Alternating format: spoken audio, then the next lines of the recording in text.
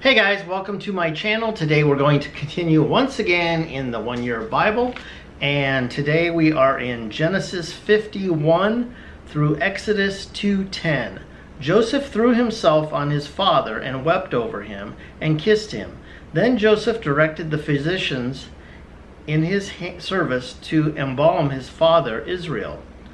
So the physician embalmed him, taking a full 40 days, for that was the time required for embalming, and the Egyptians mourned for him 70 days. When the days of mourning had passed, Joseph said to Pharaoh's court, "If I have found favor in your eyes, speak to Pharaoh for me.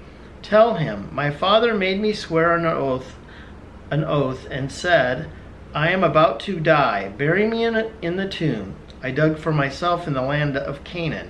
Now let me go up and bury my father, then I will return." Pharaoh said, "Go up and bury your father as he made you swear to do." So Joseph went up to bury his father. All Pharaoh's officials accompanied him, the dignitaries of his court and all the dignitaries of Egypt, besides all the members of Joseph's household and his brothers and those belonging to his father's household. Only their children and their flocks and herds were left in Goshen.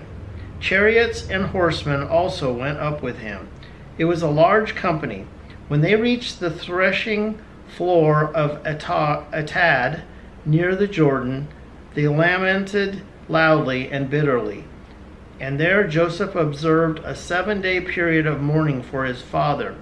When the Canaanites who lived there saw the mourning at the threshing floor of Atad, they said, "The Egyptians are holding a solemn ceremony of mourning." That is why that place near the Jordan is called Abel Mizraim. So Jacob's sons did as he commanded them.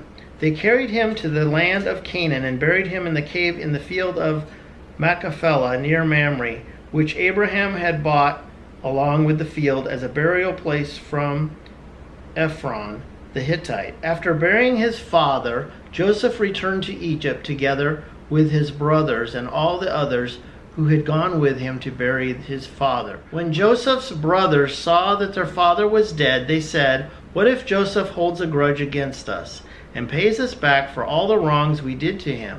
So they sent word to Joseph, saying, "Your father left these instructions before he died.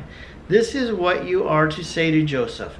I ask you to forgive your brothers the sins and the wrongs they committed in treating you so badly. Now please forgive the sins of the servants of the God of your father." That when their message came to him, Joseph wept. His brothers then came and threw themselves down before him. "We are your slaves," they said. But Joseph said to them, "Don't be afraid. Am I in the place of God? You intended to harm me, but God intended it for good to accomplish what is now being done, the saving of many lives. So then, don't be afraid. I will provide for you and your children." And he reassured them and spoke kindly to them. Joseph stayed in Egypt along with all his father's family. He lived 110 years and saw the third generation of Ephraim's children. Although the children of Machir, the sons of Manasseh, were placed at birth on Joseph's knees. Then Joseph said to his brothers, "I am about to die, but God will surely come to your aid and take you up out of this land to the land he promised an oath to Abraham, Isaac, and Jacob."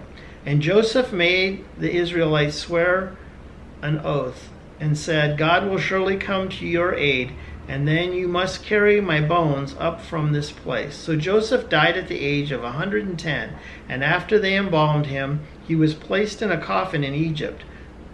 These are the names of the sons of Israel who went to Egypt with Jacob, each with his family: Reuben, Simon, Levi, and Judah; Issachar, Zebulun, and Benjamin; Dan and Naphtali; Gad and Asher. The descendants of Jacob numbered 70 in all. Joseph was already in Egypt. Now Joseph and all his brothers and all the generation died, but the Israelites were exceedingly fruitful. They multiplied greatly, increasing in the numbers and becoming so numerous that the land was filled with them. Then a new king, to whom Joseph meant nothing, came to power in Egypt. Look, he said to his people, the Israelites have come between far too numerous for us. Come, we must deal shrewdly with them, or they will become even more numerous, and if war breaks out, will join our enemies, fight against us, and leave the country. So they put slave masters over them to oppress them and forced labor, and they built Pithom and Ramesses as store cities for Pharaoh. But the more they were oppressed, the more they multiplied and spread. So the Egyptians came to dread the Israelites and worked them ruthlessly. They made their lives bitter with harsh labor and brick and mortar, and with all kinds of work in the field. In all the harsh labor, the Egyptians worked them ruthlessly. The king of Egypt said to the Hebrew midwives, whose names were Shiphrah and Puah, when you are helping the Hebrew women during childbirth on the delivery stool, if you see that the baby is a boy, kill him. But if it is a girl, let her live. The midwives, however, feared God and did not do what the king of Egypt had told them to do. They let the boys live. Then the king of Egypt summoned the midwives and asked, "Why have you done this? Why have you let the boys live?" The midwives answered Pharaoh, "Hebrew women are not like Egyptian women. They are vigorous and give birth before the midwives arrive." So God was kind to the midwives, and the people increased and became even more numerous. Because the midwives feared God, he gave them families of their own. Then Pharaoh gave this order to all his people: "Every Hebrew boy that is born to you must throw into the Nile, but let every girl live." Now a man of the tribe of Levi married a Levite woman, and she became pregnant and gave birth to a son. When she saw that it was a fine child, she had him for 3 months. But when she could hide him no longer, she got a papyrus basket for him and coated it with tar and pitch. Then she placed the child in it and put it among the reeds along the bank of the Nile. His sister stood at the distance to see what would happen to him. Then Pharaoh's daughter went down to the Nile to bathe, and her attendants were walking along the riverbank. She saw the basket among the reeds and sent her female slave to get it. She opened it and saw the baby was crying, and she felt sorry for him. "This is one of the Hebrew babies," she said. Then his sister asked Pharaoh's daughter, "Shall I go and get one of the Hebrew women to nurse the baby for you?" "Yes, go," she answered. So the girl went and got the baby's mother. Pharaoh's daughter said to her, "Take the baby and nurse him for me, and I will pay you." So the woman took the baby and nursed him. When the child grew older,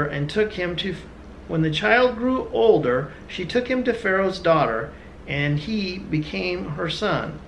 She named him Moses, saying, "I drew him out of the water." Now we're going to read Matthew 16:13 through 17:9. When Jesus came to the region of Caesarea Philippi, he asked his disciples, "Who do people say the Son of Man is?" They replied, "Some say John the Baptist, others say Elijah, still others Jeremiah or one of the prophets." "But what about you?" he asked. "Who do you say I am?" Simon Peter answered, "You are the Messiah, the Son of the living God." Jesus replied, "Blessed are you, Simon, son of Jonah, for this was not revealed to you by flesh and blood, but by my Father in heaven. And I tell you that you are Peter, and on this rock I will build my church, and the gates of Hades will not overcome it. I will give you the keys of the kingdom of heaven. Whatever you bind on earth will be bound in heaven, and whatever you loose on earth will be loosened in heaven." Then he ordered his disciples not to tell anyone that he was the Messiah. From this time on, Jesus began to explain to his disciples that he must go to Jerusalem and suffer many things at the hands of the elders, the chief priests, and the teachers of the law, and that he must be killed on the third day, be raised to life. Peter took him aside and began to rebuke him. "Never, Lord," he said, "this shall never happen to you." Jesus turned and said to Peter, "Get behind me, Satan, you are a stumbling block to me. You do not have in mind the concerns of God, but merely human concerns." Then Jesus said to his disciples, "Whoever wants to be my disciple must deny themselves and take up their cross and follow me. For whoever wants to save their life will lose it. But whoever loses their life for me will find it. What good will it be for someone to gain the whole world yet forfeit their soul? Or what can anyone give in exchange for their soul? For the Son of Man is going to come in his Father's glory with the angels, and then he will reward each person according to what they have done. Truly I tell you, some who are standing here will not taste death before they see the Son of Man coming in his kingdom." After 6 days, Jesus took with him Peter, James, and John, the brother of James, and led them up on a high mountain by themselves. There he was transfigured before them. His face shone like the sun, and his clothes became as white as the light. Just then there appeared before them Moses and Elijah talking with Jesus. Peter said to Jesus, "Lord, it is good for us to be here. If you wish, I will put up 3 shelters, one for you, one for Moses, and one for Elijah." While he was still speaking, a bright cloud covered them, and a voice from the cloud said, "This is my son whom I love. With him I am pleased. I listened to him." When the disciples heard this, they fell face down to the ground, terrified. But Jesus came and touched them. "Get up," he said. "Don't be afraid." When they looked up, they saw no one except Jesus. As they were coming down the mountain, Jesus instructed them, "Don't tell anyone what you have seen until the Son of Man has been raised from the dead." So now we're going to read Psalm 21, 1 through 13. For the director of music, a psalm of David. The king rejoices in your strength, Lord. How great is his joy in the victories you give. You have granted him his heart's desire and have not withheld the request of his lips. You came to greet him with rich blessings and place a crown of pure gold on his head. He asked you for life and you gave it to him. Length of days forever and ever. Through the victories you gave, his glory is great. You have bestowed on him splendor and majesty. Surely you have granted him unending blessings and made him glad with the joy of your presence. For the king trusts in the Lord. Through the unfailing love of the Most High, he will not be shaken. Your hand will lay hold on all your enemies. Your right hand will seize your foes. When you appear for battle, you will burn them up as in a blazing furnace.